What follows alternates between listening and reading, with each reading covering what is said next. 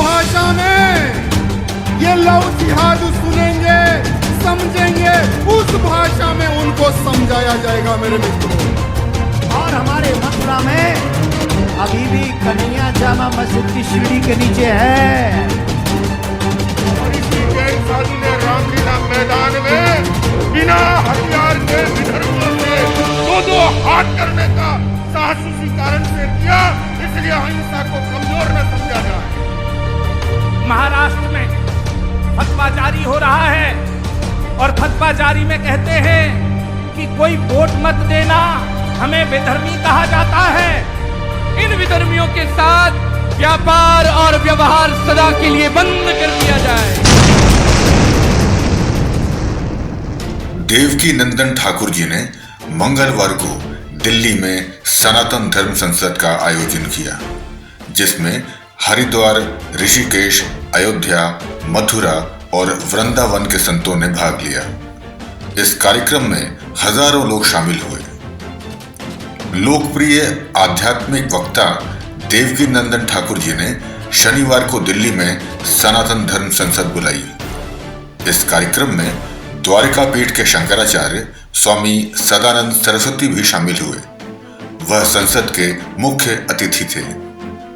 भव्य आयोजन के माध्यम से एक स्वर से सनातन बोर्ड के गठन की मांग उठाई गई। इस कार्यक्रम में डॉक्टर रामविलास वेदांती, अयोध्या के महंत राजू दास और प्रदीप मिश्रा सहित अन्य लोगों के साथ 13 अखाड़ों के संतों ने भाग लिया।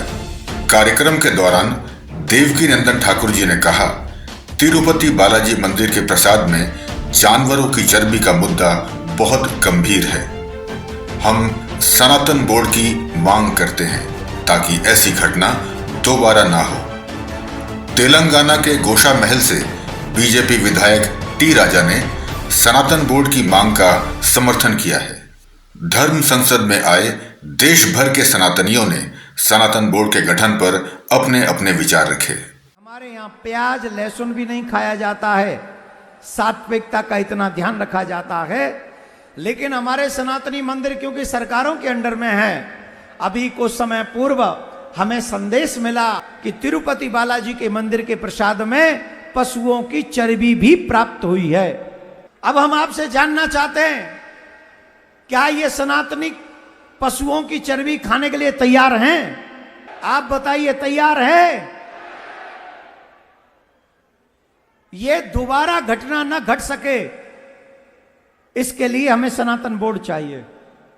दूसरा, अगर सनातन बोर्ड का गठन होगा तो गुरुकुलम परंपराएं जो नष्ट हो चुकी हैं उन्हें जागृत किया जाए, गौशालाएं बनाई जाएंगी, और जो लोग धन के अभाव में धर्म परिवर्तन कर रहे हैं, हम उनको धन की सेवा देकर उनका धर्म परिवर्तन रोकना चाहते हैं सनातन बोर्ड के माध्यम से।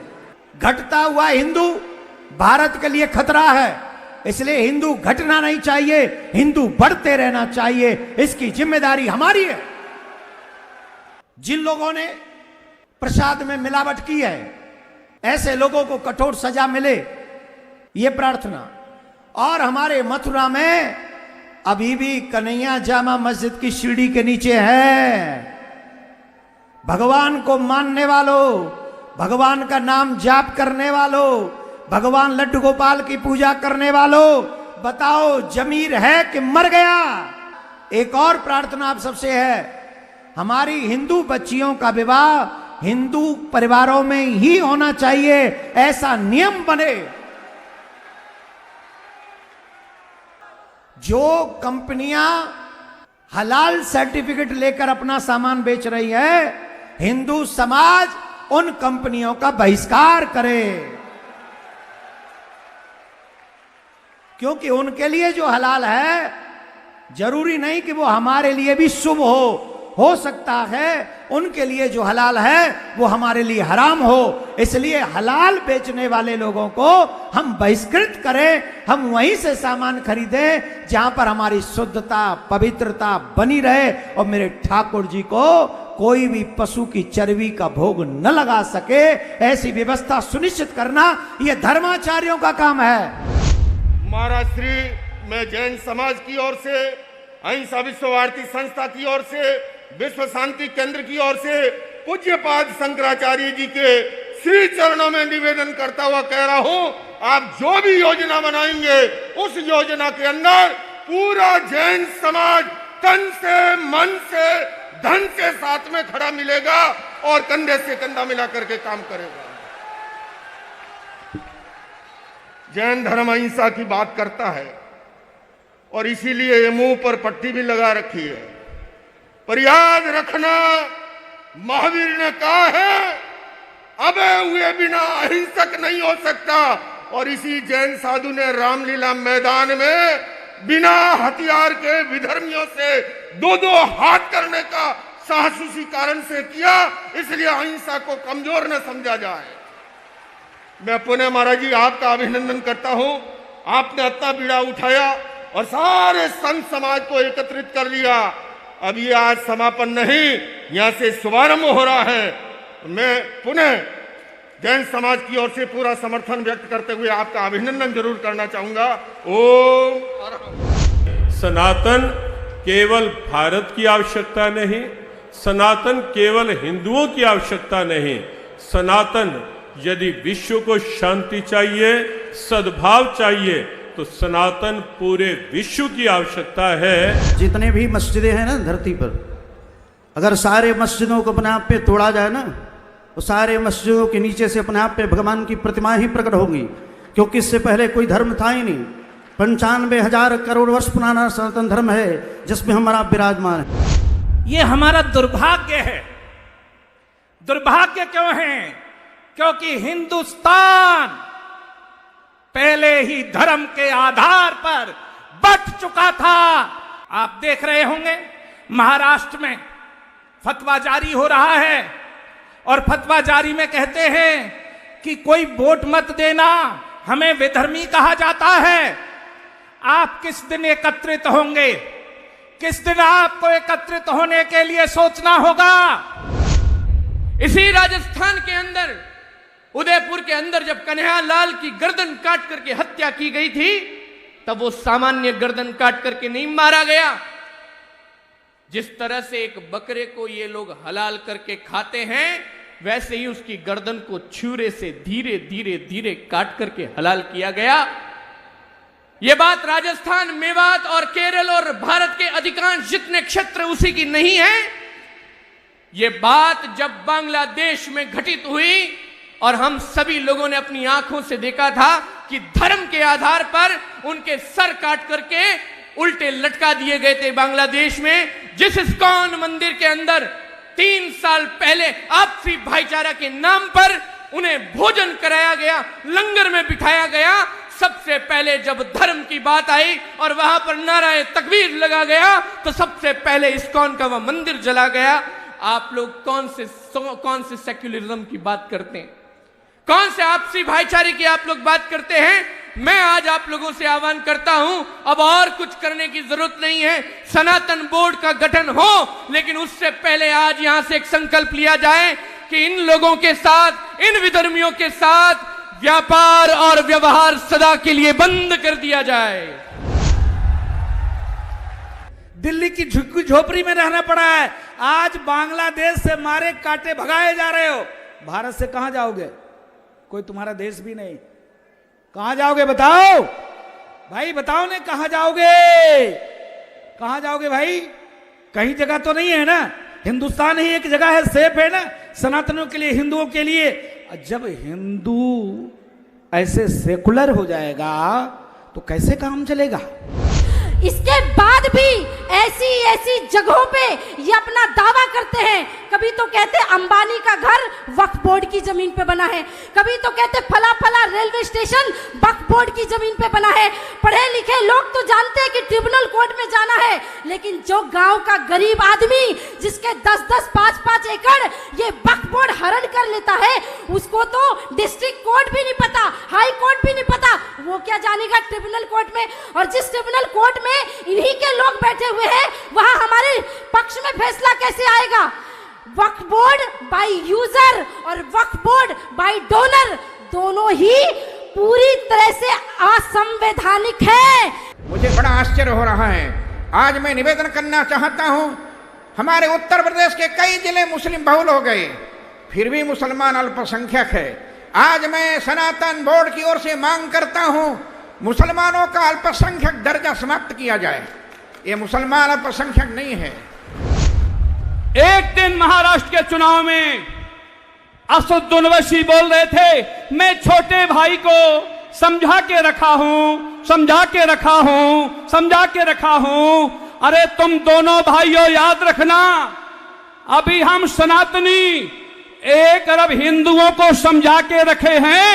जिस दिन 1 अरब हिंदू बहक जाएगा, आप सबको अपने साथ माला के शस्त्र उठाना ही पड़ेगा। बिना शस्त्र से कोई काम हो ही नहीं सकता। अगर बिना शस्त्र से काम चलता तो हमारे बॉर्डर से हमें शस्त्र की जरूरत ना पड़ती। हमें अपने धर्म को बचाने के लिए शस्त्र उठाना ही पड़ना। हमें समस्त सनातन धर्मावलंबियों को, समस्त हिंदुओं को एक हो जाना चाहिए। सारे मतभेद भुला करके एक हो जाना चाहिए। दलगत राजनीति से ऊपर उठ करके एक होना चाहिए। हिंदू में हिंदुत्व होना चाहिए। हिंदू कह देने मात्र से बात नहीं होती है पूरी। पानी है, जल है और खारा है, प्यास नहीं बुझेगी। जल में जब जलत्व होगा तभी प्यास बुझेगी। धर्म में जब धर्मी होगा तभी धर्म का पालन होगा।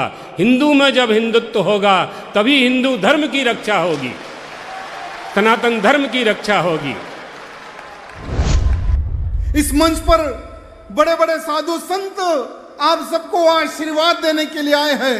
मेरे मित्रों, इनको ना सांसद बनना है ना विधायक बनना है। इनकी चिंता है कि मेरा धर्म सुरक्षित रहे। आज हमारे गुरुजी के चरणों को प्रणाम करता हूं और गुरुजी का संकल्प है कि हर जिला में सनातन बोर्ड की स्थापना हो और सनातन बोर्ड के माध्यम से एक विशाल सेना का निर्माण भी होगा। हमारी बहन बेटियों को लव जिहाद के नाम पर उठा ले जा रहे हैं। कौन आवाज उठा रहा है? कौन सा नेता आवाज उठा रहा है? कितने लोग आवाज उठा रहे हैं? लेकिन सनातन बोर्ड का निर्माण होने के बाद में जो सेना का निर्माण होगा, जिस भाषा में ये लव जिहाद सुनेंगे, समझेंगे, उस भाषा में उनको समझाया जाएगा। मेरे मित्रों, अरे इतिहास बहुत कम लोग लिखते हैं मेरे मित्रों। जैसे आज हमारे भारत देश को आजादी मिली थी, आज हम भगत सिंह, सुखदेव, राजगुरु चंद्रशेखर आजाद, कईयों देशभक्तों को हम प्रणाम करते हैं, नमन करते हैं, याद करते हैं ना। हमारी नजर में वो अमर है। छत्रपति शिवाजी महाराज को हम याद करते हैं, हमारी नजर में वो अमर है। अमर होने का मौका बहुत कम मिलता है।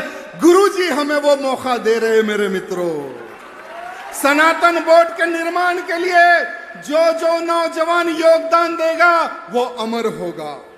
सनातन बोर्ड की रक्षा के लिए, स्थापना के लिए जो नेता योगदान देगा वो समझो अमर है। मेरे मित्रों, हिंदू राष्ट्र की स्थापना के लिए जो नौजवान हिंदू द्रोहियों को सबक सिखाएगा वो अमर हो जाएगा। मेरे मित्रों, और ये सौभाग्य साधु संतों के आशीर्वाद से हम सबको मिल रहा है। मेरे मित्रों, इसलिए इतना सुंदर मौका गंवाना नहीं है हमें। आप सोच रहे होंगे सनातन बोर्ड करेगा क्या? तो जो इसके बिंदु हैं, इस सनातन बोर्ड को हमारे शंकराचार्यों द्वारा संचालित किया जाएगा, जो कि हमारे सबसे बड़े पद पे हैं। अखाड़ा परिषद की फौज लगेगी उसमें। दूसरा, पूजा पद्धति को सुरक्षित किया जाएगा, जिससे कोई आतताई हमारे भगवान के प्रसाद में मिलावट न कर सके। एक अनाउंस और कर रहे हैं, ध्यान से सुनो। अगर अखाड़ा परिषद ने कहा है कि कोई भी विधर्मी कुंभ के मेला में नहीं जाए और दुकान न लगाए, तो ये सनातन धर्म संसद इसका समर्थन करती है और आपसे कहती भी है, आपके पूजा में हम नहीं जाते, हमारी पूजा दूषित करने के लिए आप भी ना आए, ये हम आपसे प्रार्थना करते हैं। और हम समर्थन करते हैं इस बयान का कि प्रयागराज में वही लोग जाएं जो भगवान में प्रेम करते हो, विश्वास रखते हो, कुंभ में बिलीव जिनका हो वही जाएं। दूसरा, धन के अभाव में जो लोग धर्म परिवर्तन करते हैं, सनातन धर्म बोर्ड जब बनेगा तो हम उनकी सहायता करेंगे और उन्हें धन के अभाव में धर्म बदलना नहीं पड़ेगा।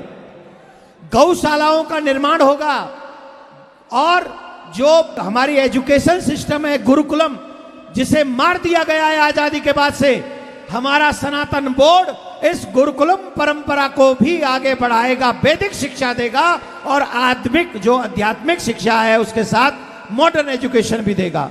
दूसरा, कई लोग ऐसे हैं जो धन नहीं है उनके पास लेकिन उनके प्राण चले जाते हैं, इनके लिए हॉस्पिटल भी बनाया जाएगा। गरीब बेटियों के लिए हम लोग उनके विवाह की भी व्यवस्था उस बोर्ड के माध्यम से करवाएंगे। 3 लाख करोड़ प्लस मंदिरों में भेंट चढ़ती है जिसे विधर्मियों को बांट दिया जाता है। अगर उसी धन का प्रयोग हमारे सनातन बोर्ड में सनातनियों के लिए हो जाएगा तो मैं विश्वास से कहता हूं 5 साल में सनातनियों की गरीबी समाप्त हो जाएगी। बहुत सारे हिंदू संगठन स्वयं चल कर आए हैं। स्वयं हमारे देखिए जो समाज को बांटने की बात कर रहे हैं, हमारा वाल्मीकि समाज हमारे साथ है। देखिए मंच पे ये मुंह तोड़ जवाब है उन लोगों का जो हमें जातियों में बांट रहे हैं। देखिए इस देश के प्रसिद्ध संत साधु धर्माचार्य, आज एक वाल्मीकि समाज ये चाहता है कि सनातन बोर्ड का निर्माण हो। ये उस समाज से आए हैं। जोरदार ताली बजाकर बताइए और कहिए, जोर से कहो हम हिंदू, जोर से कहो हम हिंदू एक हैं। कोई कह रहा है कि हम इकट्ठे होके बोर्ड जिहाद करेंगे, तुम करते रहो जिहाद, हम तो सरकार का निर्माण करेंगे। बहुत बहुत धन्यवाद। जय श्री राम। अब समय आ गया है कि हम अपने मंदिरों की रक्षा करें, अपनी परंपराओं की रक्षा करें और सुनिश्चित करें कि मंदिर के संसाधनों से हिंदुओं को ही लाभ हो। सनातन बोर्ड हिंदू परंपराओं को पुनः प्राप्त करने, मंदिर की संपत्तियों को सुरक्षित करने और मंदिर की आय का उपयोग केवल सनातन के उद्देश्यों को पूरा करने के लिए हो। ना कटेंगे ना बटेंगे। सभी सनातनियों को प्राउड काफिर का राम राम।